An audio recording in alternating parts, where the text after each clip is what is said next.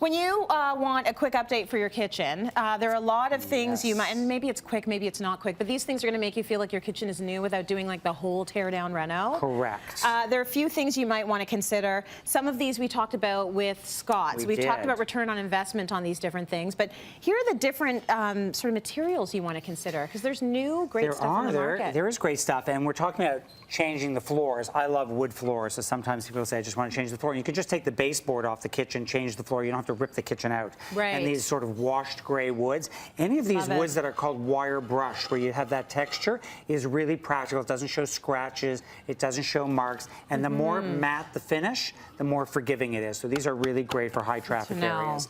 Now, we are using a lot more of the vinyl, and this vinyl looks so real because it comes in planks. So it's laid in the pattern of a real wood floor. It's great. We don't just use it in the kitchen. This is the best floor for basements. Absolutely. Because if there's ever any leaking, nothing happens to this. But this is an incredible floor, and we just use this in a very high-end kitchen where the client said, I'm standing a lot, I would love wood floors, we're just too active, I'm worried they're going to get damaged, and we use this, and then we stain the rest of the house to match the vinyl. Oh, cool. So you can't even tell the difference, but this floor is indestructible. Like, you can do anything to that floor. Even stilettos? Even stilettos. Okay.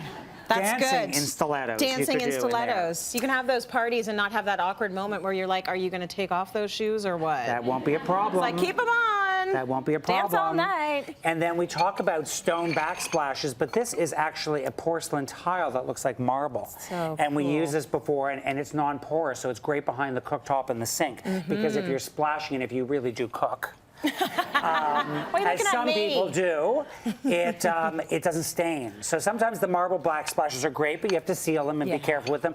No problem with that. These are some of the marble ones. They're beautiful tiles. Oh, they're gorgeous. And then in last year's Princess Margaret, we did a handmade, this was the tile from that house. It was a handmade charcoal tile. And we did the backsplash, and we covered the hood of the cooktop in the same tile.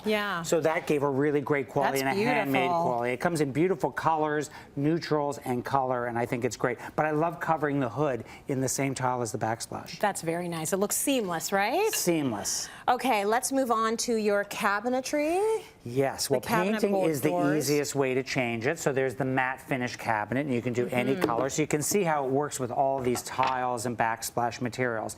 Also mix it up, so you could do the island in a different color. You could do the island dark and the perimeter in a light. Or you can do, sometimes we'll do the gables in dark and the door fronts. The gables are the sides if you've got good chunky gables.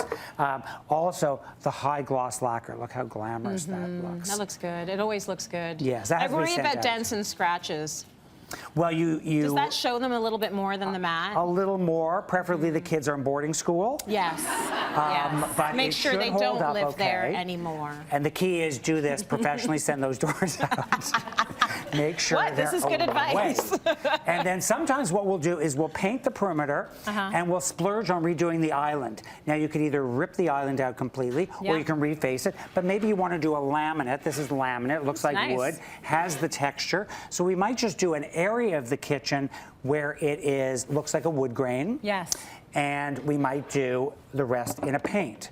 So we might even do the doors in a wood grain, replace some of the doors, and paint all the gables and everything in the white. Or we've done it many times where we just do the island. We're doing right now where the island is this, and the rest of the kitchen is this.